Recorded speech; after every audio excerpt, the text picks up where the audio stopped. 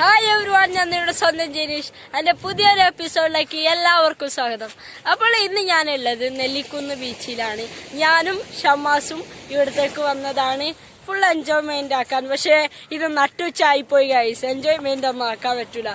നല്ല മുടിഞ്ഞ വെയിലാണ് ഗൈസ്. ഞാൻ ഒന്ന് കാണിച്ചു തരാം നിങ്ങൾക്ക് കടലും കാര്യങ്ങളും. ഷമ്മാസ് മുഖം കാണിക്കുന്നില്ല ഗൈസ്.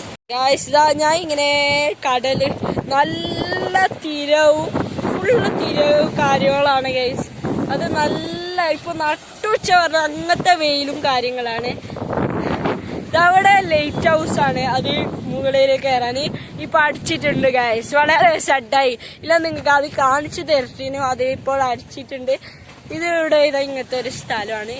ഇതാണ് ഞാനും ഷമ്മാസും വന്ന സൈക്കിളാണ് ഗൈസ്. ഞാനും ഷമ്മാസും കൂടിയിട്ടാണ് ഇവിടെ വന്നത് ഗൈസ്. അപ്പോൾ മുടിഞ്ഞ വെയിൽ കാരണം നമ്മ കുറച്ച് ഒന്ന് മാറിപ്പോവുകയാണ്. ഒരു ഹാർബർ സൈഡിലേക്ക് നമ്മ പോവുകയാണ്. ഇവിടെ പറഞ്ഞാൽ ഈ ബീച്ച് ഭയങ്കര മുടിഞ്ഞ വെയിലാണ് ഗൈസ്. എന്ത് ചെയ്യാനാ, നമുക്കൊന്ന് ഹാർബർ സൈഡ് പോകാം. ഇതാണ് ലൈറ്റ് ഹൗസ്. ഇത് ഇവിടെ ക്ലോസ് ആണ് ഗൈസ്. ഇപ്പോൾ ഇങ്ങനെ നമ്മൾ ചവിട്ടി ഹാർബറിലേക്ക് പോവുകയാണ്. ഇനി നമുക്ക് അവിടെ എത്തിയിട്ടായിട്ട് കാണാം ഗൈസ്. അപ്പോൾ നമ്മൾ ഇനി ഹാർബറിലേക്ക് പോകാൻ വിചാരിച്ചിട്ടുണ്ടായിരുന്നു, പക്ഷെ പോകുന്നില്ല. എന്താന്ന് വെച്ചാൽ അവിടെ മുടിഞ്ഞ വെയിലാണ്.